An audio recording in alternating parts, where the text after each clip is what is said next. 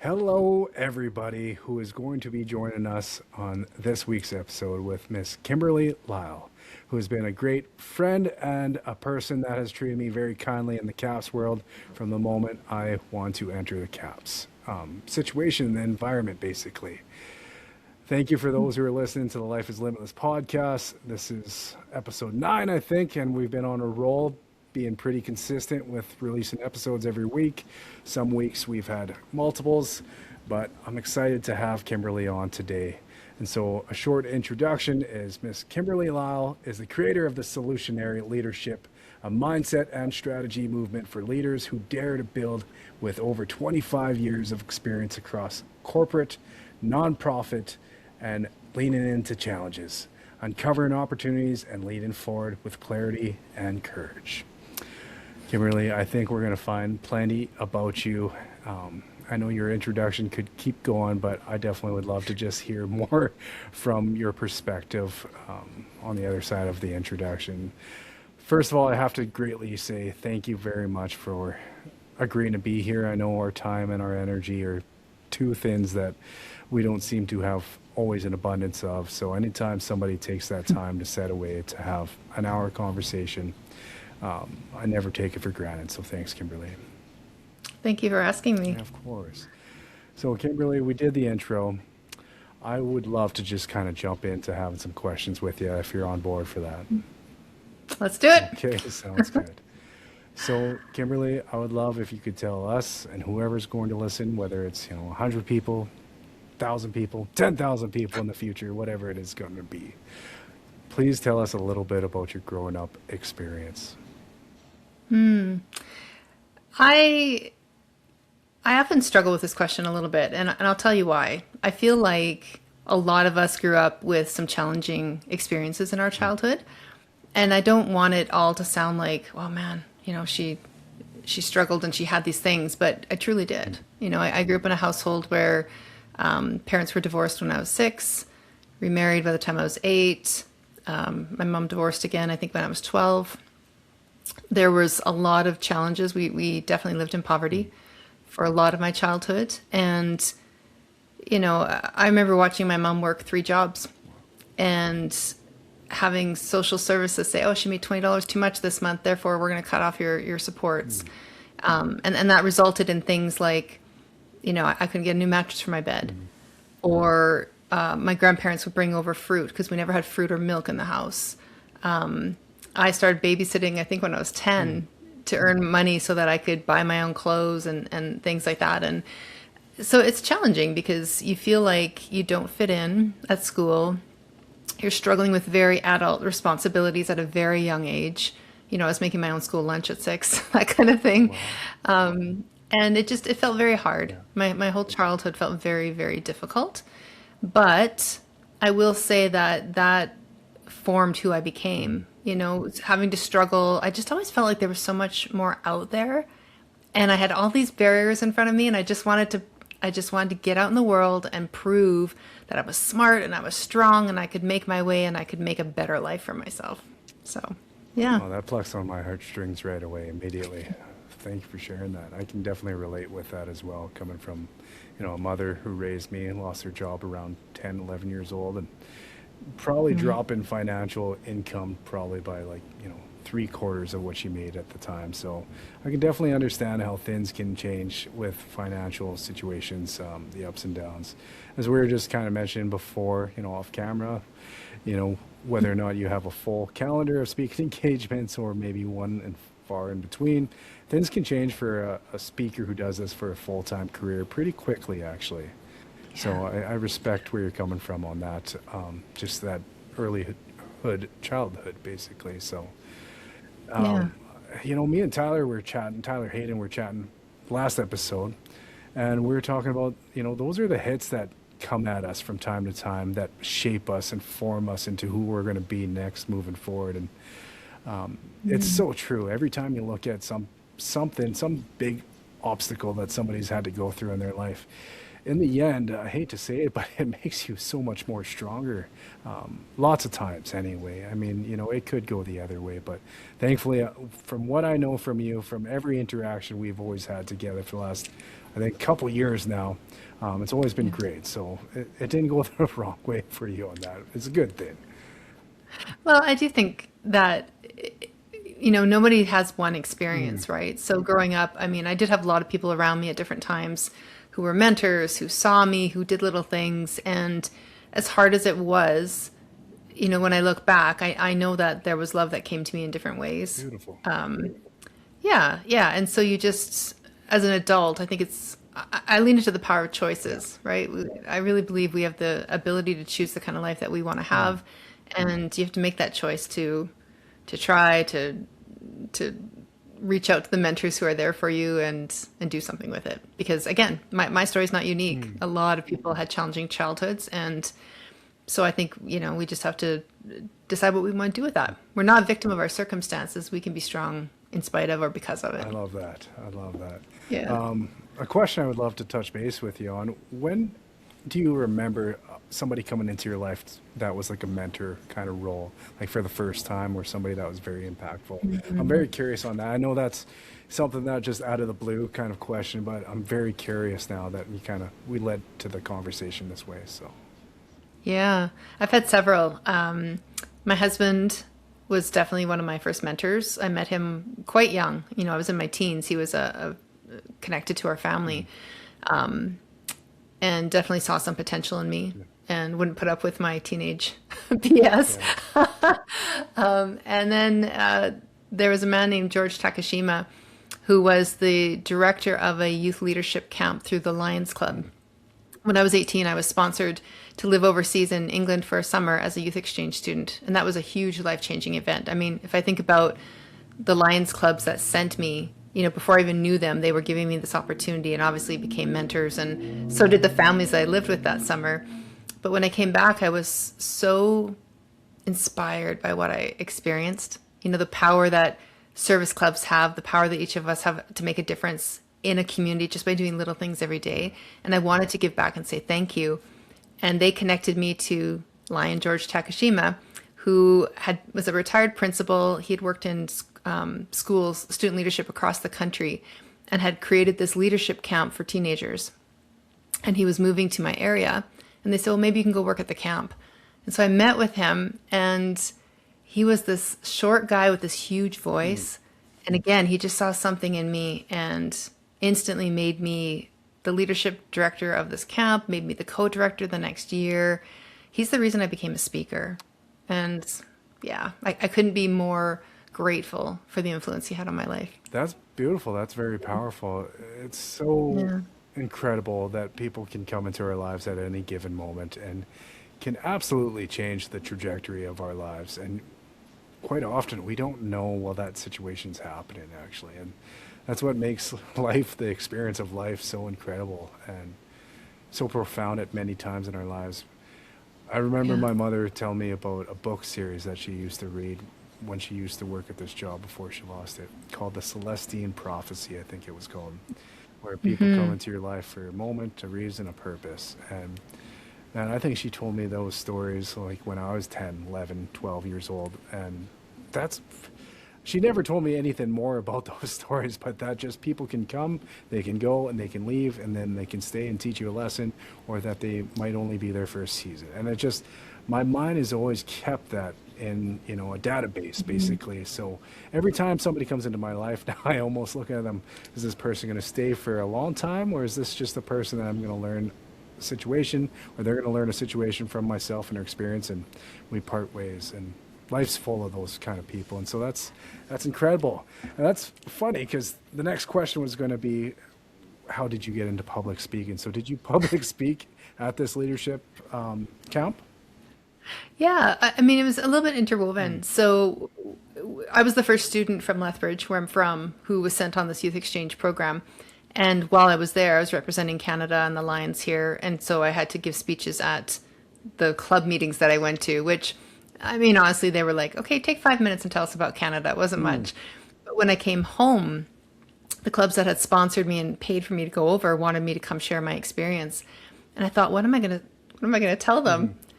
And so I literally thought, well, I'm just gonna share a bunch of stories about what happened to me at different times in the trip and what I Oh, learned wow. from those experiences. Yeah. And in a way, it was easy because I was just telling stories and I was so passionate and excited about what I had experienced. And it had such an emotional reaction that they started sending me on a circuit through Lions clubs all over Western Canada, actually, conferences, club meetings, conventions. Yeah. And then when I joined the camp, I mean, honestly, the first time I met with George, I'd never been to summer camp as a Mhm. kid. And I thought, maybe they'll let me wash Mm. dishes. That was really my goal. I'll just come wash Cool. dishes. And after he met with me, he said, I think he'd be great at leading, like running the leadership program. It was a leadership camp. So I did a bunch of work studying, figuring out like, what am I going to share with these high school age students? You know, I was never popular or cool in high school, so it was a little Mhm. intimidating. And after that first year, George took me for lunch one day and he said, Kimberly, you have a way when you speak that young people listen to you and they believe what you're telling them. Wow. You should become a speaker. Wow. Yeah. And I wish I could tell you that I was like, oh, thank you. Okay, I want to do that. But I was young, I was insecure, I wasn't confident. And I said, oh, George, I couldn't do that. I mean, I'm not a speaker. And he kept coming back to me every few weeks, every few months. Kimberly, I think you should do this. Every high school, and you know, you go into a lot of high Yeah. schools. Every high school in this country is dealing with students, especially young women who are struggling with their self-esteem. They would love to have someone young and powerful and vibrant like you come in and speak to these Mhm. students who, and they would listen to you. And I kept saying no until one day he called me. He said, all right, I'm the president of, I can't remember the organization. It was a national student leadership organization that worked with schools across the country. Mhm. He said, our annual conference is in St. John's, Newfoundland this fall. I've booked you as our keynote. Kind of just, here's the fire. Please walk through it. Exactly. And I thought I could never say no to George. So I was like, I guess I'm speaking now. So That's that's really how it came. that's incredible Yeah. though. Because sometimes, plain and simple, I think we need nudges from time to time. If everyone was ready to take on the world at 100%, or sorry, people didn't take on the world until they reached 100%, like ready, Yeah. set, go, it's a lot of people not moving forward. Um, Absolutely. that's incredible. I love that somebody came into your life and said, you know what, even though maybe you don't feel comfortable, this is what you need to do. Um, Yes. because that your life, path has led you to here now where you are now. Yes. So, can I ask out of curiosity, how many years has it been since that leadership conference that you spoke in Newfoundland, or sorry, St. John's, right? How many Yes. years has it been that you have been somebody who's done professional public speaking since then? It's been just over 25 years. 25 years. My goodness. It's crazy. That's a good amount of time being able to do something that you enjoy and love. That's incredible. Yes. Yes. Now, I haven't been a full-time speaker that whole Fair time. enough. I was working different jobs at that time. I was working in an economic development office. Later, I became the CEO of a tourism destination region, and I was there for over a Hmm. decade. It's only been since, well, 2013 that I really was running my own business. And that was really more focused on consulting. I was still speaking on the side when and if. And it's been in the last 3 years that I decided, no, this is really what I'm meant to Yeah, do. This is my purpose. I know it is, and I'm leaning in wholeheartedly. I love that. I think this world, here's when we take a full leap of faith into what we want. Absolutely. I was just telling my wife on the phone, like on my way here to my house from the gym, and running errands, that, if I had a regular day job where I had to go work 9 to 5, I wouldn't be able to take half sometimes my engagements. Because sometimes these engagements that I get at least are like I had today. Hey, are you available March 24th? Well, I look at my calendar. That's next Wow. week.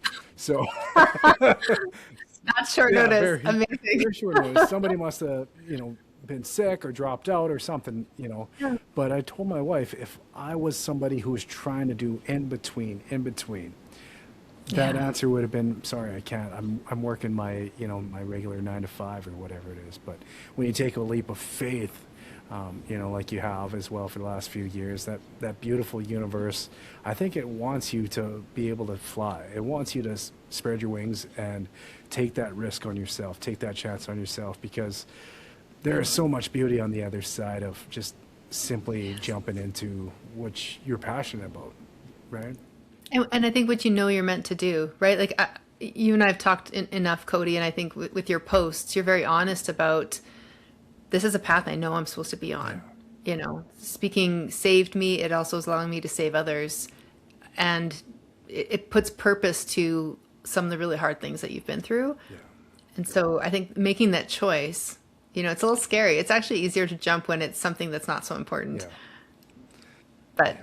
when it's important, yeah, I think the universe conspires to help you be successful. I couldn't agree more. That's beautiful. I don't know if you can see through the cameras, but I'm getting a little teary-eyed. I don't know why. I think this is the ninth episode, and I think I've wanted to tear up on every single episode because it is meaningful work, though. Every conversation that I've had so far, including us together, every time we've chatted, whether it's through messages, emails, or at a couple events that we did with in CAPS in Calgary there for like the masterminds and groups. We've always had those good conversations, and I've appreciated that because they've been always genuine and connected between the both of us. So Yeah. let me see. How many events would you have say you have spoken for in your?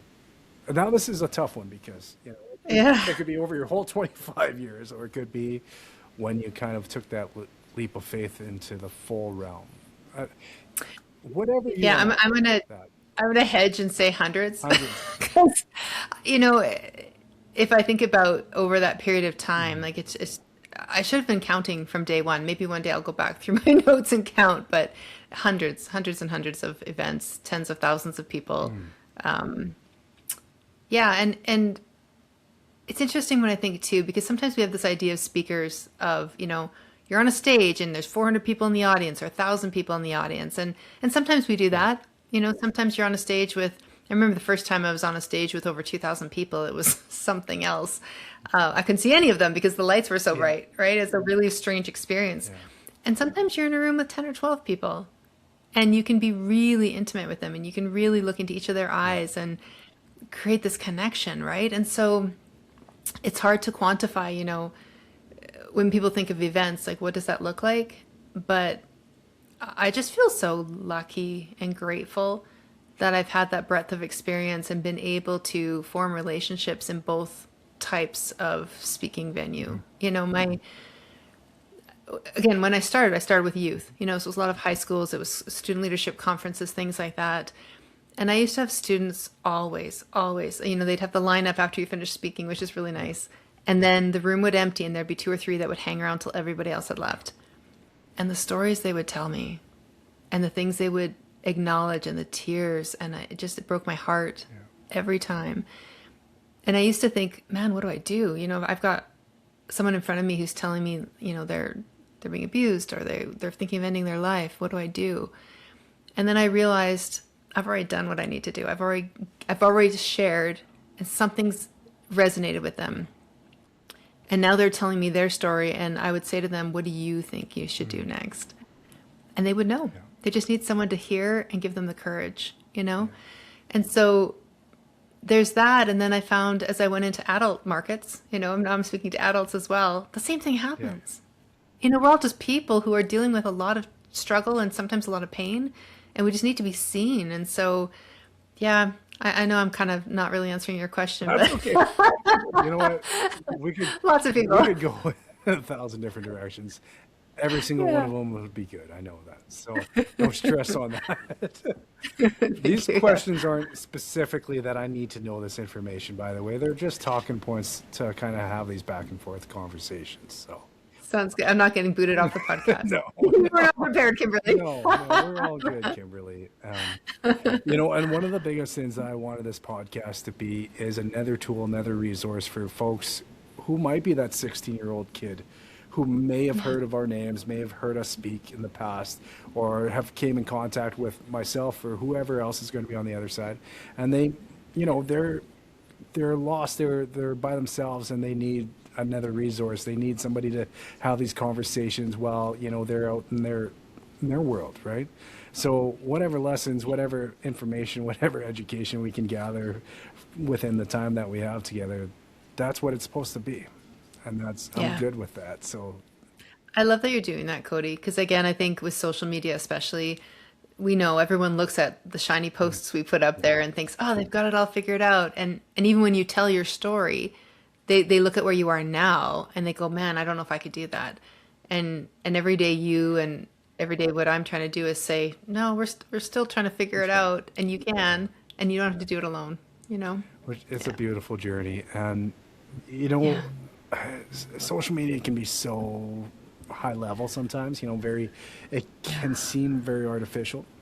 But one of the things that I've came to find too, like, I don't just post to have 100 likes or 50 likes or whatever it is. I have people come up to me at different events and they say, you know what, I love reading your posts. I never interact or anything, but I just love reading them. And that, like, Yes. I Yeah. thought, like, if you don't like the post back in the day, like years ago, oh, that doesn't mean you didn't read it.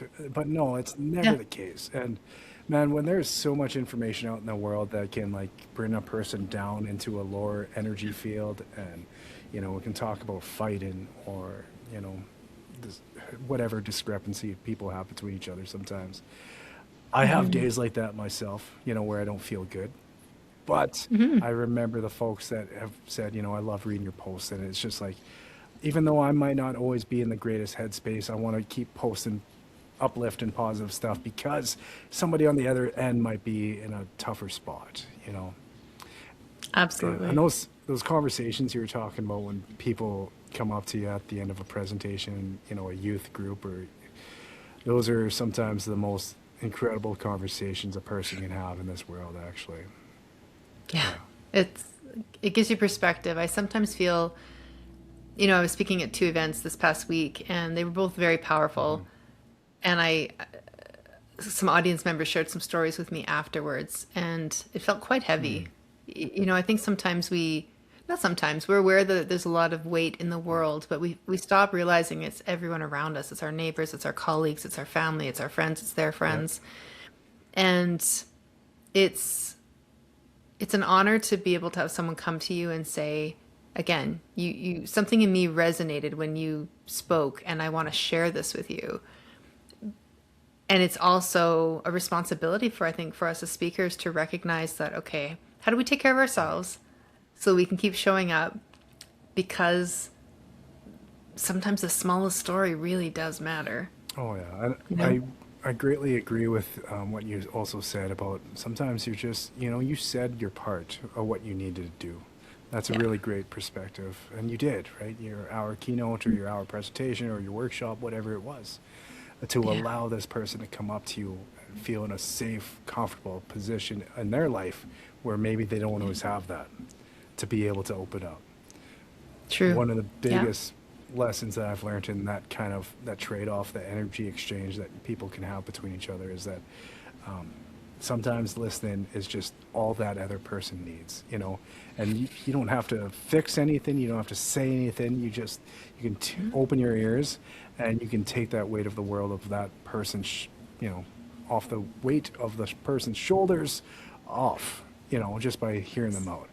I know one story that really it hurt to my core, like this past before the winter came and stayed for the last 8 months of the year, it seems like, for us anyway.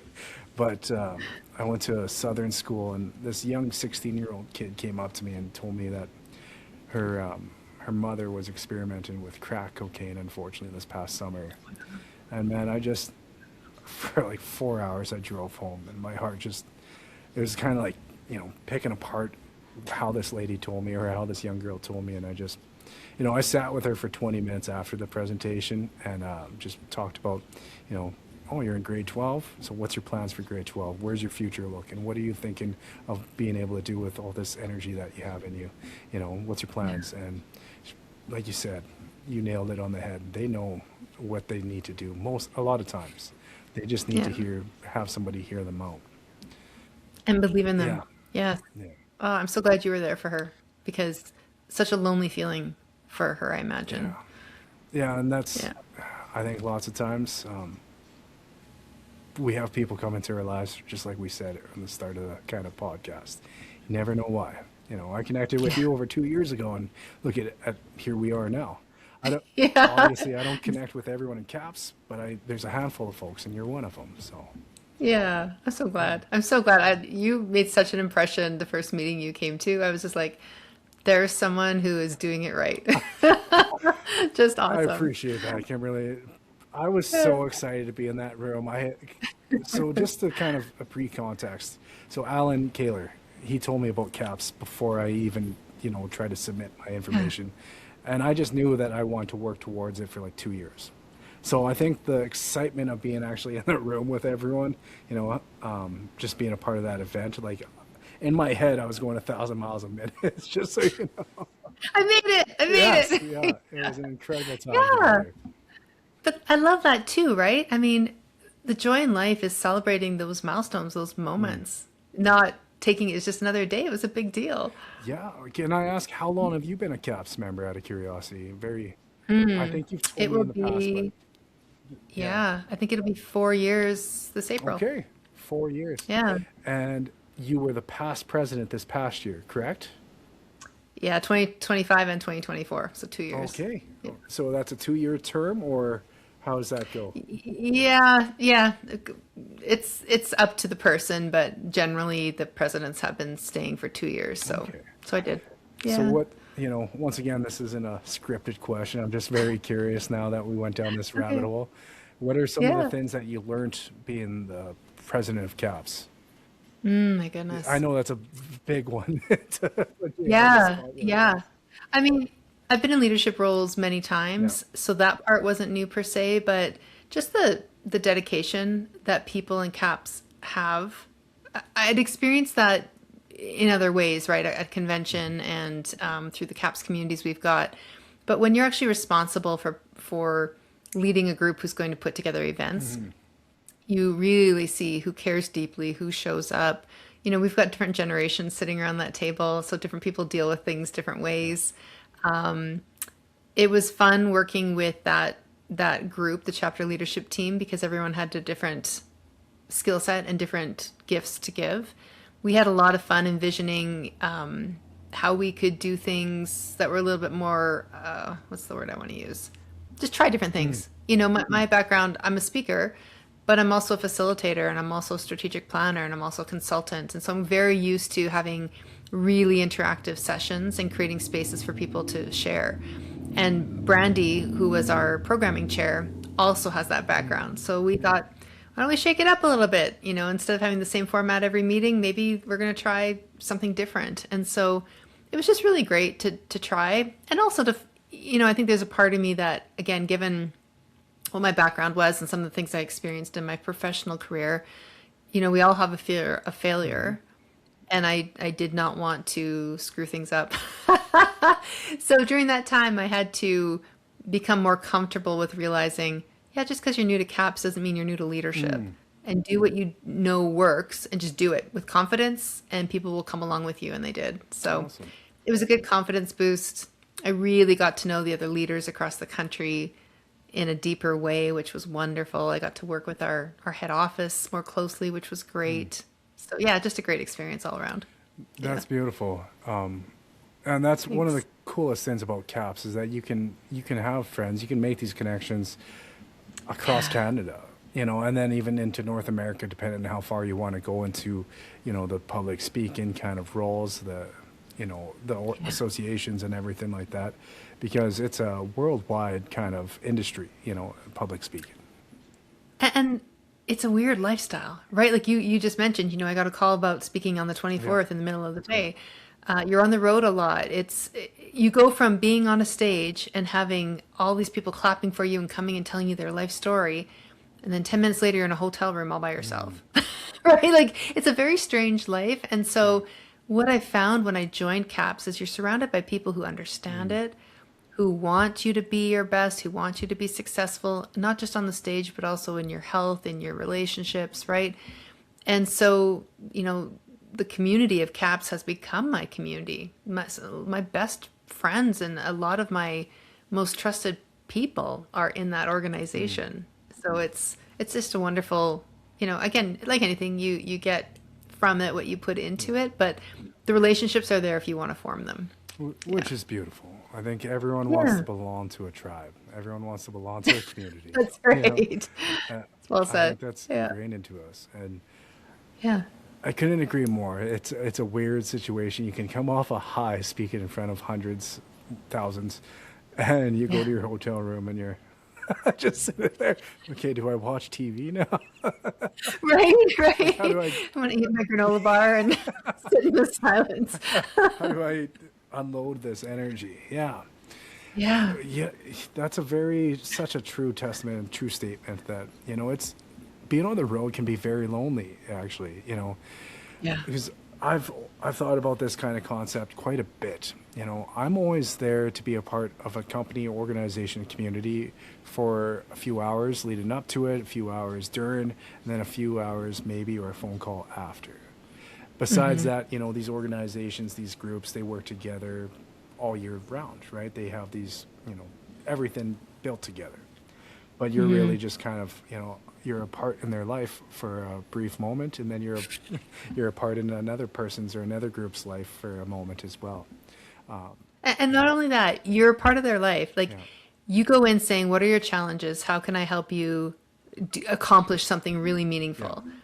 And so you do this deep dive into what they need, and you get to know them really well. And then you get on the stage and you share things that are really personal and really mhm, vulnerable. And because I know you do, right? I know I do. And so you create this really close connection with people.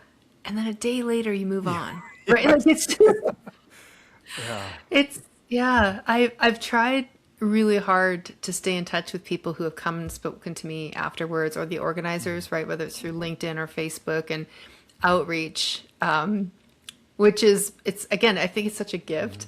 It's also really hard because again, you're always focusing on the next one, and yet, what a beautiful problem to have, right?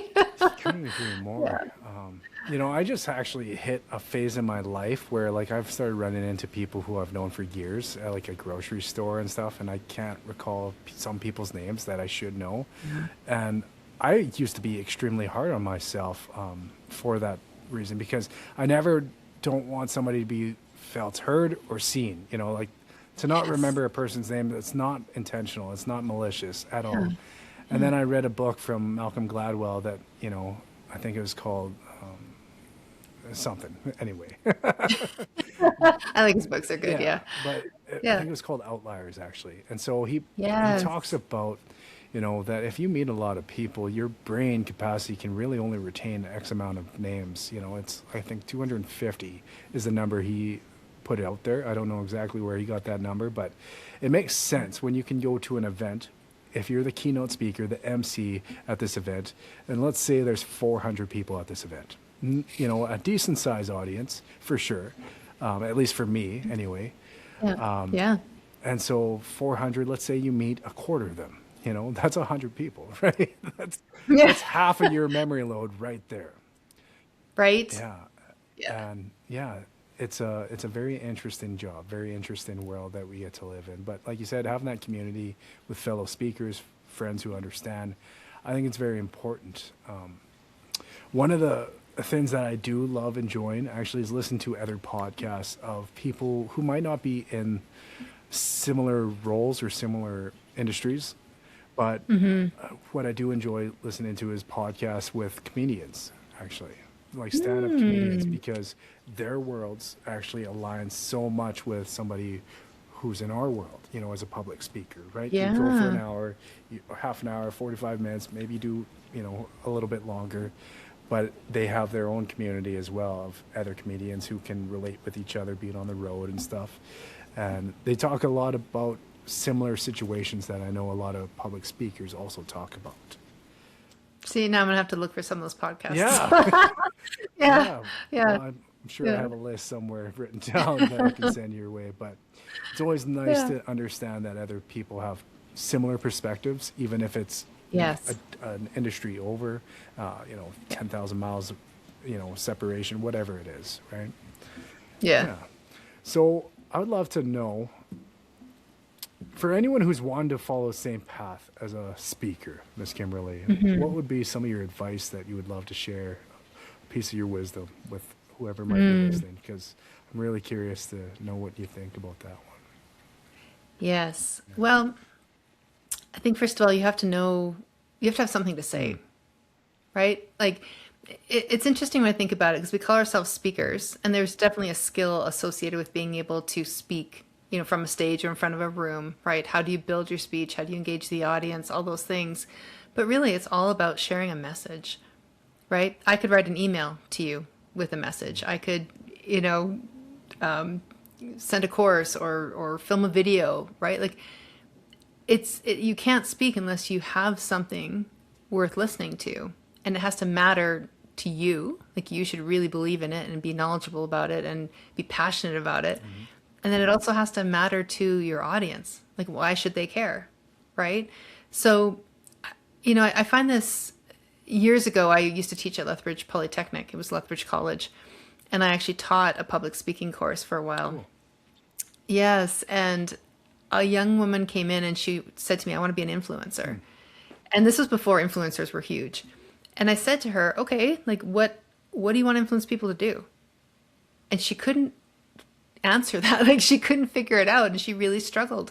Because again, every time you get on stage, every time I do, there is a message I'm trying to get across. There is something that I want to change for the audience in how they feel about themselves and how they think about themselves and what choices they're going to make going forward.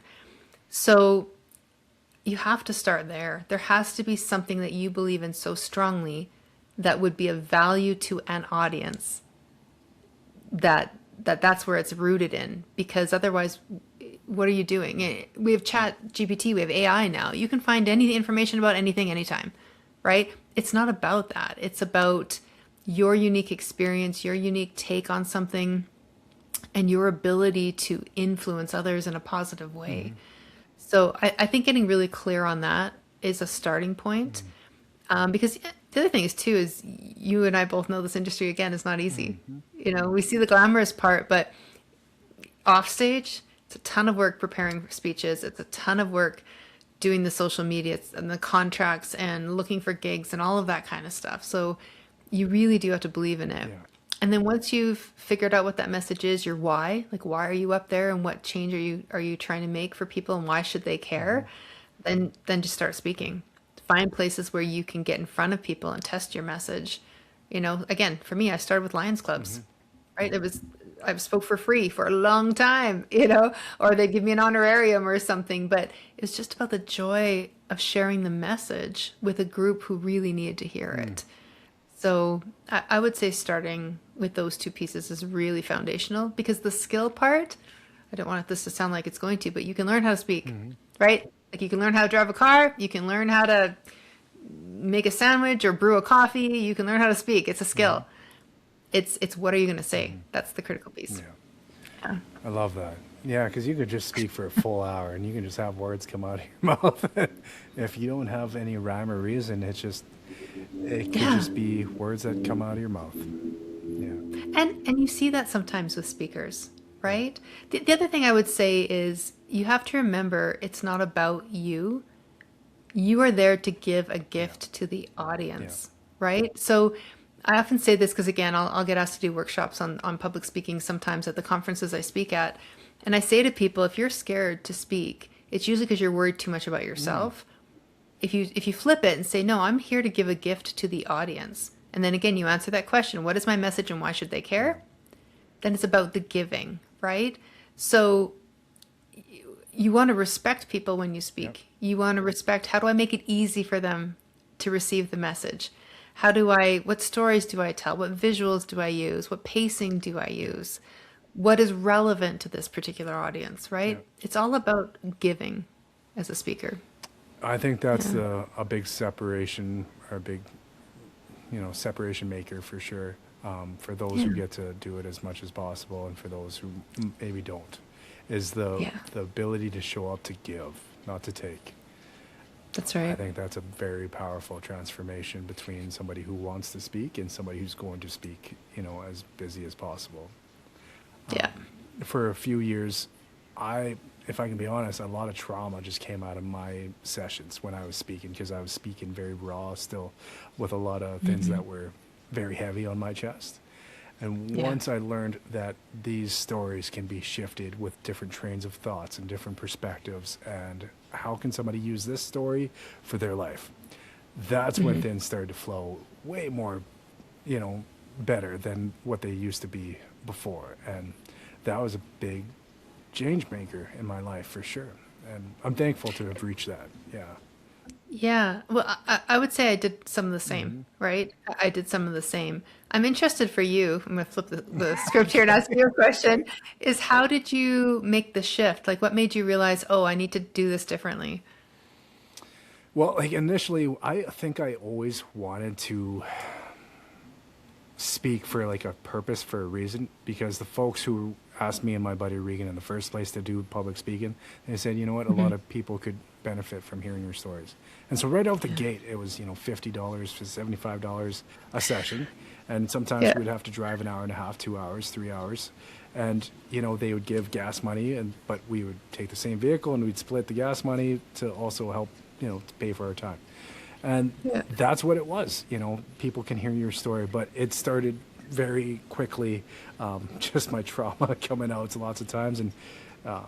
thankfully we were able to do that story together, and that's how we started doing things together. But when I realized I want to become a full-time entrepreneur, I said, I got to find a way to make this happen. And the more and more I just leaned into what can I provide for somebody on the other side of things. It was kind of right out the gate, actually. Awesome. But I think a big part of it also was having to do a lot of healing work first, along the routes. If I could Yeah. take back time, I would have done more healing work as I was just starting out, because I still struggled with my addictions. I still struggled with a lot of mental health issues, even when I started doing that public speaking. It was a big healing Yeah. part, but if I would have done more, healing things that I had to do while I was starting that journey, I think I would have, been on this path maybe sooner in my life. And I'm not upset for where I'm at right now, because I'm very thankful in my life. But I Yeah. know before I go and speak every single time, because a lot of my presentations, good chunk of it's stories that another group might hear, but it's the Hmm. stories of what I can share for this different community that might resonate with them more, whether it's about suicide, addictions, or mental health issues, everything in Yeah. between. And now I literally, do something called smudging. So it's kind of like, I know. yeah, yeah, Yeah. for sure. For those who don't, send me a message. I'll fill you in. But No, go ahead and describe it for those who well, don't. Yeah. it's an indigenous kind of, ritual, a background. It's like a prayer for me. And I do it, I ask for to be used as a vessel for good, for whoever needs to hear my stories. I don't ask for a round of applause at the end of my presentation. Yeah. I ask to be used as a vessel for good, for the stories that need to come out, for those who need to hear those stories. Along those contexts of words. That's what I do before every time I go speak. And it's freeing Yeah. to know that you're there to serve, not to take. I do something very similar. I don't always smudge. Quite often it's more of a Hmm. prayer, but exactly that. Especially in the early years when I first started, I would be so scared to get on that Hmm. stage and not deliver what I needed to deliver, and I would just pray. It's interesting you saying that. When I was 19, I got I call it a Blackfoot blessing. I'm not Indigenous, but it was an elder who saw me speak at an event and told me I was on the trail of the buffalo. And it took me a long time to figure out what that meant. But it was all about my Hmm. purpose. It was all about, you know, the indigenous peoples would find the buffalo. You can go on the trail and you can find it, but that's not the important part. And the important part is going back to the tribe to say, this is where the buffalo is, and I'll take you to it. Mm. Right? It's sharing the learnings along the way. And it's a hard road sometimes. And so I just felt such a responsibility of, I need to live up to this, you know? And when you talk about the trauma, there's a story I tell in both of my primary keynotes, but one I go much more into depth about when I was a young CEO and one of my staff members stole a whole lot of money, bankrupted the organization, and then died by suicide 3 weeks later. Just incredibly traumatic. And traumatic because of what had happened, but also traumatic because I had worked so hard to pull myself out of, the way I grew up. And I thought, as long as I'm perfect and don't make a mistake, I'll be fine. And then this happened and it was catastrophic. And, the experience of going through the post-traumatic stress disorder, learning how to lead through that. And I learned a ton of leadership skills, and I turned the organization into something really strong. And I share those skills. But when I share that story, even now, so many years later, in the lead up to those keynotes, I feel the weight of it. I feel the trauma is always still there.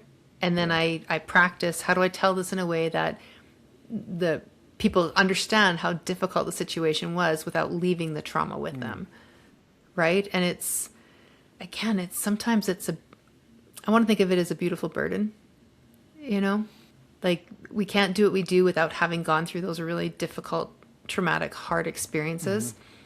And yet the beauty of them, of being able to share that with others in a way that they can take lessons forward that are going to help them avoid that kind of pain, right? I think it's all part of the path that, you, me, other speakers were meant to walk. Like, we've been given this opportunity, this gift to share these stories and these lessons and to do it, as you said, as a vessel. And so that's what we focus on. Yeah. That's a fantastic perspective for sure. Not an easy one though. Like you said, everyone's got their hard in whatever profession, whatever career that they do. And I couldn't agree more. That's one of our hards, is to take some past pain and use it for wisdom for somebody else. And that's a powerful thing to be able to do, for not only yourself to recover from that pain, but to also transfer it so somebody else can see that perspective on the other side of things. Yes. So you had asked originally, for people who want to become a speaker, there's your master class. Just kind of covered all the things that really, set you aside and make you successful as a professional speaker. Yeah. Well, I'm super grateful for whoever's going to be listening to this episode, because it's been recorded, so it's going to be out there in the world for whoever needs to listen. And that's right. And I love the idea that it could be 5 people or it could be 10,000 people.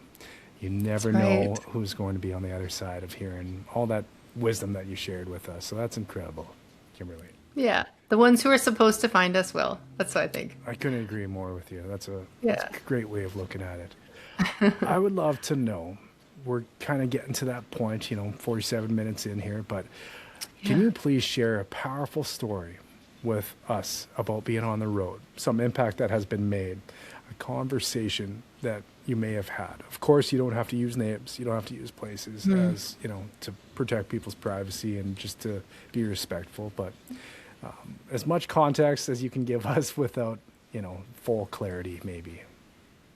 So there was a women in business conference I spoke at 3 days ago. Okay, cool.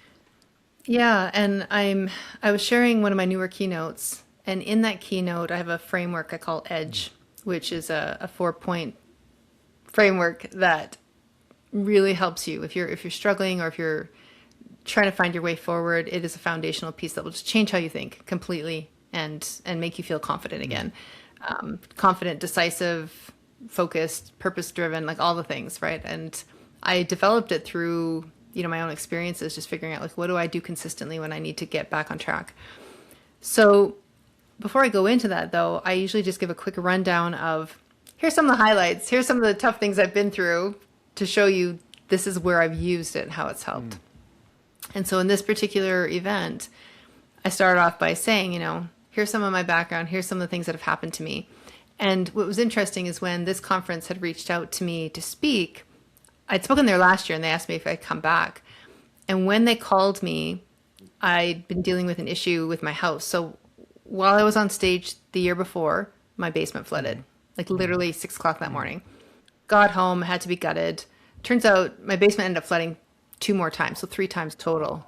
Yeah. And so the theme of the conference was momentum.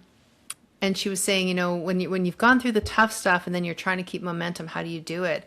And I said, you know what? Like, I'm going to send you a picture of my house right now with things everywhere.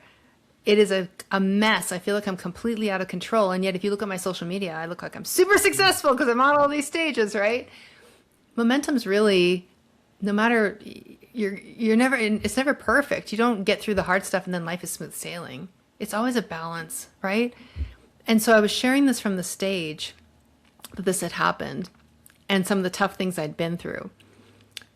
The next day, I stayed at the conference and I was sitting next to a woman in a workshop, and she turned to me and she just started to tear up. And she said, when you started sharing what was going on in your house and all the things you've been through, she said, I just started to cry because she had been through a situation where a contractor had come. They'd paid this person $150,000 and they defaulted on all the renovations. Oh.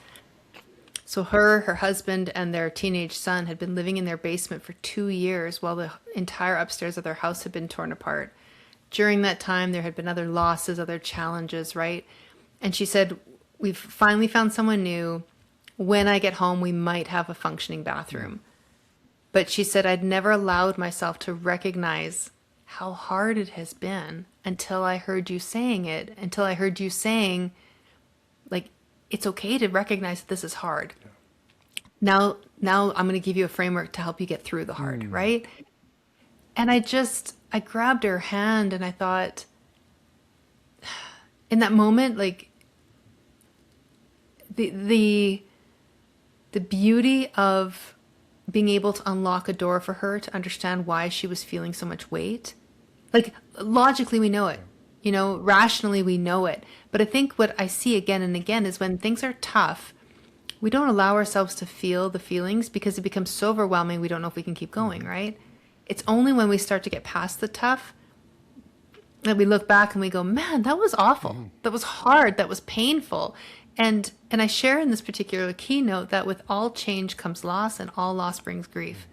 And what is grief? And what are all the signs of grief? And the fact that you have to feel the anger, and you have to feel the depression, and you have to feel the bargaining, like all those stages, you can't work through grief until you feel them. And so often in society, and it's not just women, but especially women, well, men too, like we're told you don't get to show that emotion. You don't get to feel it. You're weak, right? So I know I'm kind of going on, but that moment of just being able to sit with her, hold her hand, she cried a little bit and just felt seen and was like, okay, now I understand why I've been feeling the way I do and I can go forward. That's the kind of stuff where I just, okay, in the moments where I have self-doubts, I want to remember that. Oh. Like, that's what I'm there for, I love that. Oh my God. I want to share that with the world. Oh, that's incredible. Thank you. Yeah. Yeah. Man, I wish I could just sit here and reflect on everything that you just said, but that would mean the podcast would be over for this time. And I couldn't partake in the next hour and a half of meetings that I have with three different people. Wow. Yeah. That's incredible, Kimberly. Thank you. That question was textbook. That answer, I mean, sorry. Yeah, thank you. Wow. Okay. Well, I think we're getting to that point anyway of that podcast where that hour is kind of wrapping up. I took an event here this Friday, Saturday for an MC event that I'm hopping on a phone call here in another 15 minutes to clarify on some things that I need to do for them. So, excellent. Oh, Kimberly, it's been an absolute pleasure. Thank you. Yeah. No, thank you. I don't know how, like I said, how many people are going to listen to this.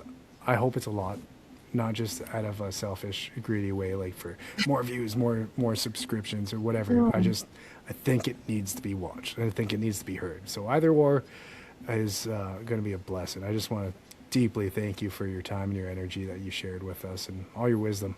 It's been incredible. Thank you. Thank you for the work that you're doing in the world, Cody, and for creating this platform and for being so open and willing to share.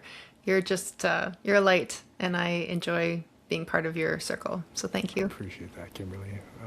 Very mutual, of course. So I didn't give Tyler a chance to do this last, so I kind of feel bad. But if people want to reach out to you, where can they find you, Miss Kimberly? You can find me on LinkedIn, on Facebook, on Instagram at Kimberly Lyall, KIMBERLYLYALL, or my website is kimberlylyall.com. Okay, fantastic. One thing I did do for Tyler and any other professionals so far is I made sure their websites have been in the descriptions, in the show notes kind of thing. So that will be there for sure Perfect. for folks. Thank you. But once again, Miss Kimberly, thank you very much. For those who are going to listen to this podcast, thank you for giving me and Kimberly two of the most precious resources another human being can give to another human being. That's your time, that's your energy. And I know after this one with Kimberly, there's going to be lots of good trade-offs for you to give us your time and your energy for that hour that we're wrapping up on. So, yeah, my name's Cody Demery. This has been another episode of the Life is Limitless podcast. Once again, thank you very much, Kimberly. Thank you. Alrighty.